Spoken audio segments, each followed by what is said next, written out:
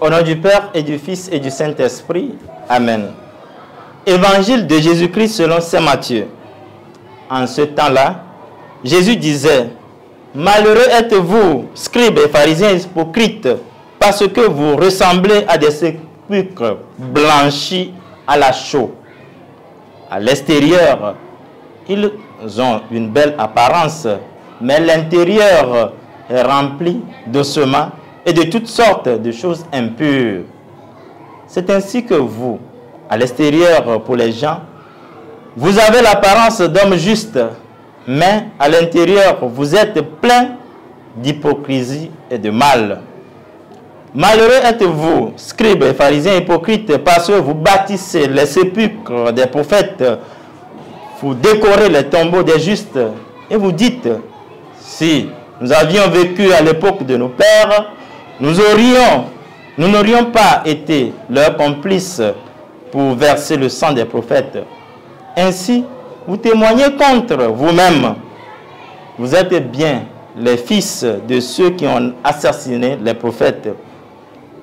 Vous donc, mettez le comble à la mesure de vos pères. Acclamons la parole de Dieu. Louange à toi, Seigneur Jésus.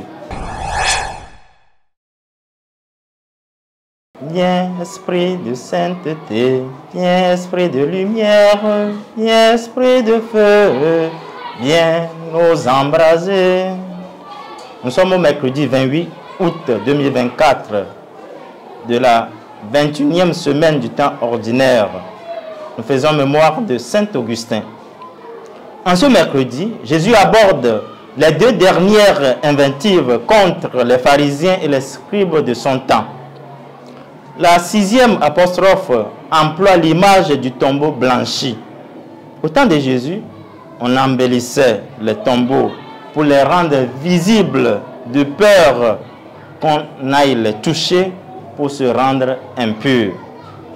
Sous la belle apparence extérieure du mort se cache l'intérieur rempli de puanteur, de mauvaises choses. Les tombes peintes sont ceux dont l'apparence externe ne correspond pas à la nature intérieure.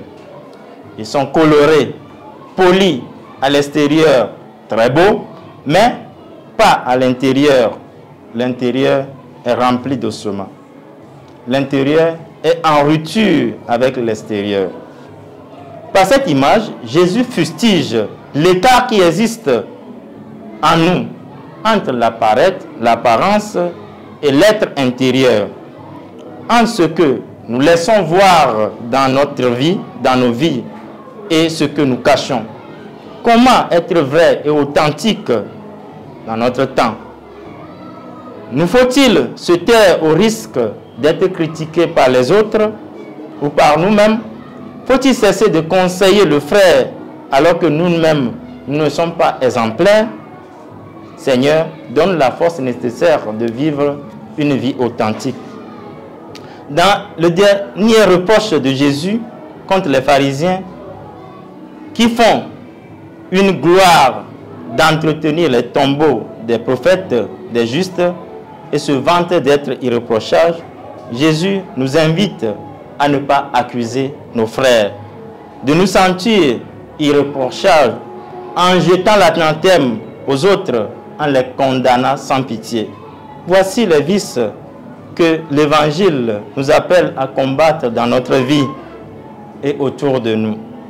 Pour ne pas emprunter les chemins de ces hypocrites, Seigneur, donne-nous l'esprit d'un bon jugement, aujourd'hui et pour les siècles des siècles.